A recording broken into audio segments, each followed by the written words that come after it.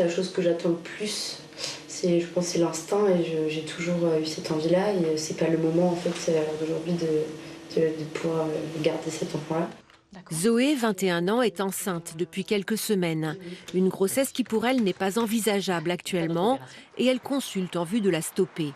En Bretagne, 8760 IVG ont été réalisés en 2022.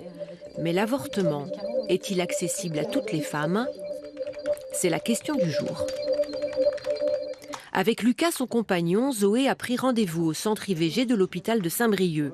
Le jeune couple préfère témoigner de façon anonyme. Le sujet reste délicat.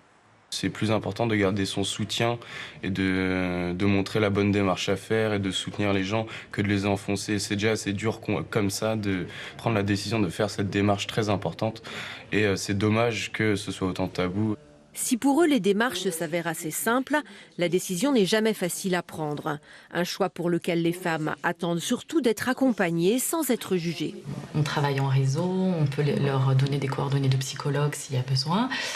Pour les femmes justement qui sont un peu isolées, on propose de les hospitaliser pour l'interruption de grossesse médicamenteuse. On essaye, avec les moyens qu'on a en tout cas, de les accompagner au mieux. Quelques 600 IVG sont réalisés chaque année à l'hôpital de Saint-Brieuc.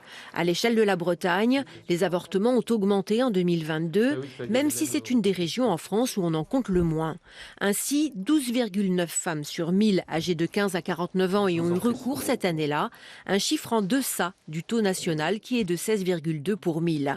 Depuis quelques années, les conditions d'accès à l'IVG se sont bien assouplies. La prise de sang, c'était pour doser le taux de HCG, d'accord ? Pour voir si la méthode d'IVG avait bien fonctionné. Et là, en effet, le taux de HCG il est très faible, il est à 48.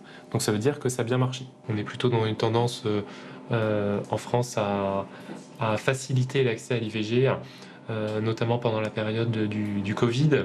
Il y a eu beaucoup de mesures qui ont été faites pour permettre de continuer la réalisation des IVG, beaucoup de simplifications qui ont été réalisées à l'occasion de ces périodes, qui sont restées par la suite. Les IVG chirurgicales sont désormais possibles jusqu'à 14 semaines de grossesse. C'est 7 semaines pour la méthode médicamenteuse. Un mode d'avortement pratiqué au planning familial de Rennes. Dans cette structure qui vient tout juste d'emménager dans de nouveaux locaux, une vingtaine de salariés accueillent le public sur les questions de santé sexuelle. Si vous souhaitez aller vers l'IVG médicamenteuse, on peut regarder ensemble les créneaux disponibles au planning familial. Au téléphone, Alice Pasturel, conseillère conjugale et familiale, reçoit l'appel d'une femme qui vient de découvrir qu'elle est enceinte.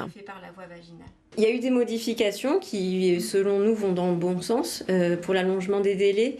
Et là, le fait que les sages-femmes puissent pratiquer l'IVG instrumentale aussi. Par contre, la question, c'est comment l'accès il est garanti à tout ça.